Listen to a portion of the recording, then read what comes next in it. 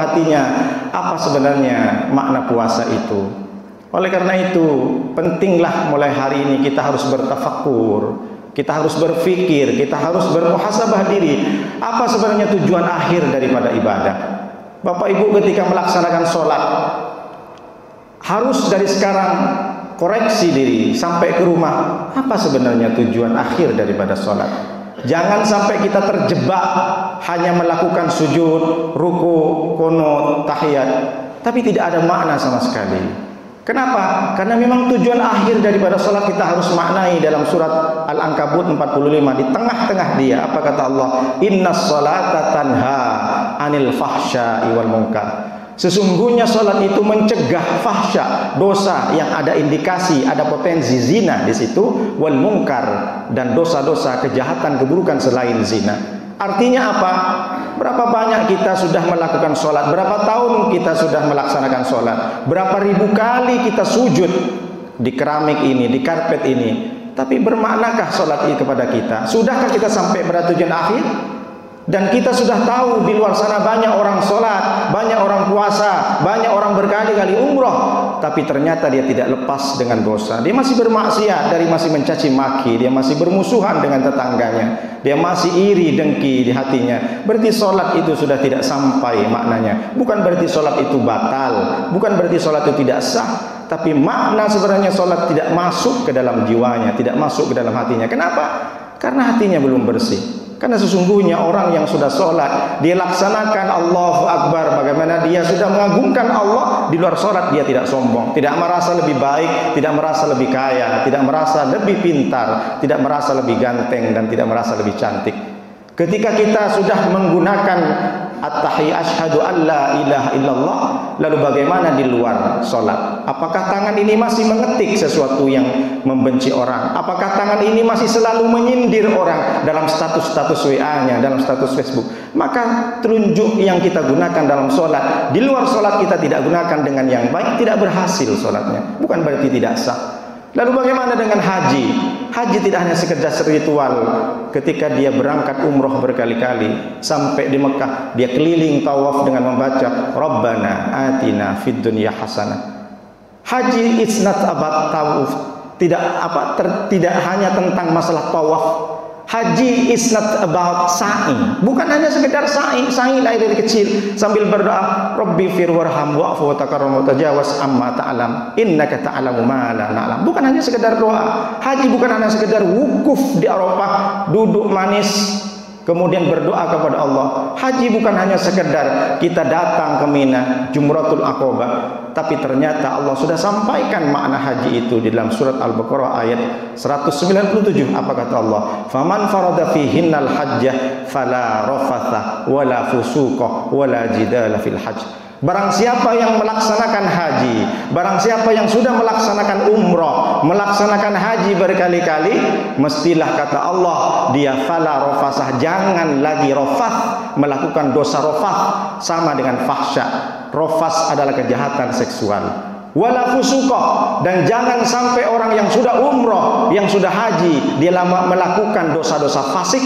Fasik itu mulut dia beriman kepada Allah, hati juga beriman kepada Allah, tapi tidak beramal. Dia hanya lewat saja. Saya tahu kalau subhat ini haram, saya tahu kalau makanan ini tidak boleh dikonsumsi, saya tahu kalau praktek-praktek pekerjaan ini mengandung riba, tapi dia lakukan, berarti dia fasik. Ada fasik, ada nifak, ada kafir.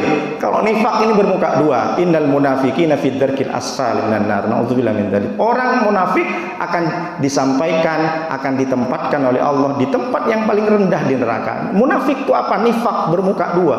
Mulutnya, iya saya sholat, tapi ternyata dia bolong-bolong. Iya saya memang sudah ngaji, tapi ternyata dia bohong. Mulutnya mengatakan tapi hati tidak. Kalau kafir sudah jelas keluar dari Islam. Wala jidalah, dan tidak berkata kasar, tidak pernah mengadu domba, tidak pernah bergosip. Orang kalau sudah umroh maka tahan mulutnya untuk tidak jidal, tidak berdebat, tidak mencari pembenaran. Itu makna haji sebenarnya. Jadi bukan hanya sebatas ritual kita berkunjung ke makam Rasulullah, kita nengok Ka'bah, kita sujud di Makkatul Mukarramah, tapi artikan, masukkan ke dalam hati makna apa sebenarnya ibadah itu.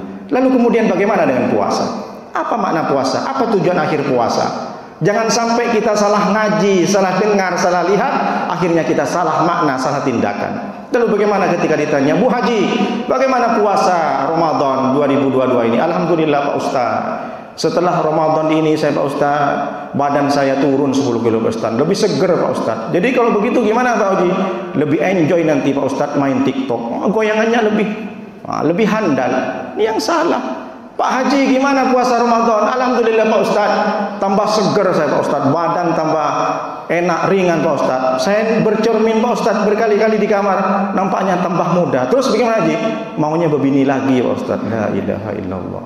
Makna Ramadan hanya dimaknai dengan turunnya sehat. Itu semuanya bonus. Ketika selesai kita bulan Ramadan ini, nampak kita kolesterol dicek sudah turun, gula darah juga turun, jantung koroner sudah tidak berdegup kencang lagi, diabetes meletus juga sudah meringan. Itu sebenarnya bonus. Tapi makna sebenarnya dari puasa itu apa? Maka Allah orang yang dipanggil dengan puasa dengan kata amanu. Ya ayyuhalladzina amanu. Di awal Allah itu memanggil kita dengan kata iman. Lalu tujuan akhir la'allakum tattaqun. Mudah-mudahan kalian bertakwa. Bukan menjadi takwa. Allah tidak menggunakan kata muttaqun, muttaqin, at-taqwa, tapi tattaqun verb, kata kerja. Berarti takwa itu proses, perbuatan. Setelah Ramadan kalau biasa kita sholat tarawih 11 rakaat, maka setelah Ramadan kita mesti harus melaksanakan sholat tahajud 11 rakaat juga. Bisa atau tidak? Itu baru tattaqun. Jadi tidak hanya sekedar slogan saja, sekedar klaim saja. Oh, saya sebagaimana Allah sampaikan, la'antum tattaqun. Saya selesai puasa, saya bertakwa. Tidak seperti itu. Di awal Allah sampaikan dipanggil orang-orang berpuasa itu dengan kata iman. Apa maknanya? Cas imanmu. Kamu memang selama ini percaya sama aku adalah Allah. Selama ini kau percaya Muhammad adalah utusanku. Tapi bisakah kau melaksanakan puasa ini dengan benar? Apa maknanya? Coba Bapak Ibu kalau jalan ke Tiban Center itu, banyak rumah makan hantu. Kenapa saya bilang rumah makan hantu? Kakinya nampak, kepala tak nampak. Pakai korden dia. Berarti kalau dia ditanya, kenapa kau tak puasa? Karena saya tidak diundang dengan Allah. Tidak sampai kata-kata ya ayyuhalladzina amanu. Dia memang Islam, makanya Allah panggil bukan kata ya ayyuhan nas, wahai manusia, tidak. Wahai orang-orang yang sudah beriman. Maka ketika ada orang yang sengaja dia meninggalkan puasa di bulan Ramadan, berarti dia tidak merasakan diundang oleh Allah. Kita ini semuanya sudah diundang oleh Allah. Maka mestilah undangan ini jangan sampai dirusak, dinodai dengan sesuatu yang tidak baik dalam puasa Ramadan ini. Mestilah kita harus terakhir tattaqun. Ada yang tanya, Pak Ustaz, saya tidak paham dengan makna iman, saya tidak paham dengan makna takwa. Apa sih perbedaannya iman dan takwa? Iman itu kalau bahasa Indonesianya adalah percaya. Samalah dengan Bapak Ibu datang ke dokter, Pak dokter selama ini jantung saya degupnya beda, dak-digduk. Bukan geduk-geduk, bukan.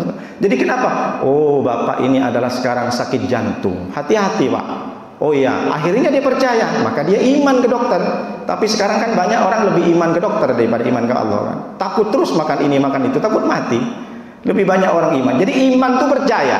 Ketika dokter menyampaikan Bapak ada indikasi penyakit jantung, dia percaya, lalu dia mengimani, itu namanya iman. Tapi bagaimana proses takwa? Maka dokter menyampaikan kalau Bapak tidak mau tambah akut, ini masih stadium 1. Jantung Bapak ini bisa nanti ada kesempatan untuk bisa masuk ke level stadium 4, Bapak jangan sampai makan kambiang, jangan sering-sering ada di bundokan doang atau yang lain sebagainya. Jangan sampai makan rendang, jangan sampai, pokoknya kurangi santan-santan Pak. Makan manis-manis kurangi Pak. Siapa dokter iman? Tapi apakah setelah keluar dari rumah sakit dia melaksanakan? Kalau dia melaksanakan berarti dia adalah takwa, tidak hanya sekedar iman. Jadi takwa itu adalah buah dari kepercayaannya. Dia percaya, dia lakukan aturan-aturannya, baru itu takwa. Jadi cek Bapak Ibu sekarang, kalau beriman semua beriman. Tapi apakah takwa? Apakah berlanjut keimanan kita ini dengan ketakwaan nanti setelah Ramadan? Apakah bisa Bapak Ibu sampai meninggal tidak meninggalkan berjemaah? Apakah Bapak bisa, Bapak Ibu tidak hanya sekedar di bulan Ramadan tadarus, setelah Ramadan tidak mau buka lagi Al-Quran? Atau jangan-jangan Quran itu sudah laku dengan sendirinya karena tidak pernah dibuka? Maka cek.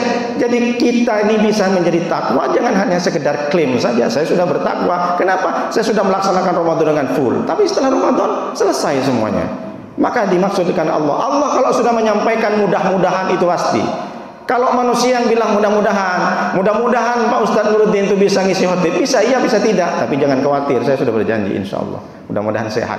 Kalau manusia bilang mudah-mudahan, bisa iya bisa tidak. Tapi kalau Allah yang sudah bilang mudah-mudahan, maka penting dari sekarang, mumpung masih 15, jangan sampai Ramadan ini pergi begitu saja. Jadikan Ramadan hari ini menjadi Ramadan terakhir bagi kita. Kenapa? Karena kita ingin menguji. Allah itu menguji kita itu bukan sekarang. Allah menguji kita itu sampai kita meninggal. Wa tilkal ayyamu nudawiluha bainan nas wa liya'lamallahu alladziina aamanu. Allah sudah menyampaikan dalam surat An-Nur 140. Apa kata Allah? Allah akan berikan hari berganti hari, bulan berganti bulan, karena Allah ingin mengetahui sejauh mana keimanan kita, layak atau tidak. Sama dengan ketika kita menguji baju, bagus tidaknya, asli tidaknya, kita lihat berhari-hari, apakah warnanya memudar atau masih utuh. Kita bisa lihat kalau yang asli meskipun dia agak sedikit usang tapi kainnya masih kokoh. Begitulah cara Allah melihat kita. Apakah semakin kita ditambah rezeki, semakin kita jauh dari Allah? Apakah semakin bertambahnya umur, kita justru malah kendor? Tidak. Tapi di mana-mana di Batam, alhamdulillah, saya lihat di berbagai masjid yang justru menuhin masjidnya yang sudah umur 50 ke atas. Tapi saya sampaikan kalau sudah 50 ke atas itu wajar, karena sudah yang tunggu apa? Yang ditunggu cuma satu. Itulah yang saya maksudkan kenapa boleh jadi apa yang kita inginkan